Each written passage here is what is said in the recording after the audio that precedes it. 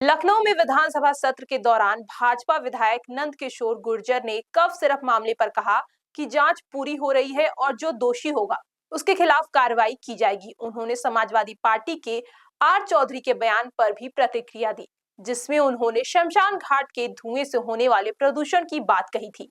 नंदकिशोर गुर्जर ने कहा कि जैसे बकरीद में बकरे काटे जाते हैं, इसे भी रोकने की कोशिश नहीं की गई, तो ऐसे बयान राजनीतिक उद्देश्य से दिए जा रहे हैं। इसके अलावा उन्होंने एसआईआर के संबंध में भी कहा कि उचित कार्रवाई हो रही है। भाजपा से नंदकिशोर गुर्जर हमारे साथ मौजूद है। सर, कफ सिरप का मामला लगातार बढ़ता जा रहा है, जांच भी चल रही, क्या कहना चाहिए? देखिए, कफ सिरप पे माननीय मुख्यमंत्री जी स्पष्ट कर चुके हैं कि जो होगा बचेगा नहीं। जीरो टॉलरेंस की सरकार है करप्शन और क्राइम पे। और सपा के लोगों के जब नाम आने शुरू हुए तो बौखलारे तक के लिए घूम रहे हैं, एसआईआर को भूल गए, तो बचेगा कोई नहीं। सर, आर के चौधरी सपा के, उन्होंने कहा है कि जो लाश से जलाई जाती है उससे प्रदूषण फैलता है। देखिए, आर के चौधरी जी पता नहीं कैसे कह रहे हैं, लोग तो उन्हें समझदार मानते थे। लाशें जलाते हैं तो उस टाइम हवन होता है, सामग्री डाली जाती है, घी डाला जाता है, और हवन करने से कहीं भी आपने देखा होगा, ये विज्ञान ने भी प्रूव किया है कि हवन करने से वातावरण शुद्ध होता है। लेकिन जो कब्र है उसमें जब आदमी दफनाया जाता है तो वाटर लेवल भी खराब होता है और जगह भी घेरी जाती है और नीचे कीड़े पड़ते हैं उसमें।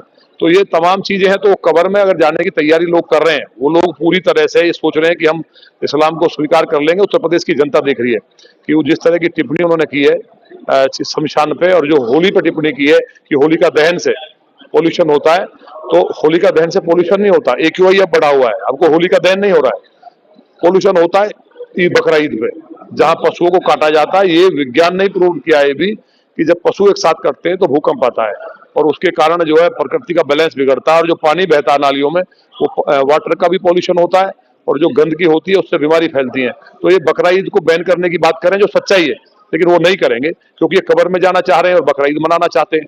तो कहीं ना कहीं ये सोच रहे हैं। लेकिन एक्स मुस्लिम जिस तरह से बढ़ रहा है, टीएमसी के जिस तरह के विधायक ने कहा है कि मुसलमान भी पहले राम को ही मानते थे 14 साल पहले, तो राम को कह रहे मुसलमानों को भी राम को मानना चाहिए। और उनकी मस्जिदों में कहीं ना कहीं मुझे उम्मीद है कि ममता बनर्जी अपने विधायक की बात को मानते हुए जियो जारी करेंगे कि मस्जिदों में राम के नाम का जाप शुरू हो। ये बड़ा संदेश है हमारे सनातन के लिए। सर, एक आखिरी सवाल, एसआईआर को लेके क्या कहना चाहिए? एसआईआर तो बढ़िया है, तो वोट शुद्धिकरण होता ही है। हमने तो एक बार किया है, अब दूसरी बार मौका मिला है। तो जब से संविधान बना है 57, 52 से लेकर के लगातार चल रहा है, उन्हीं की सरकारों ने किया है।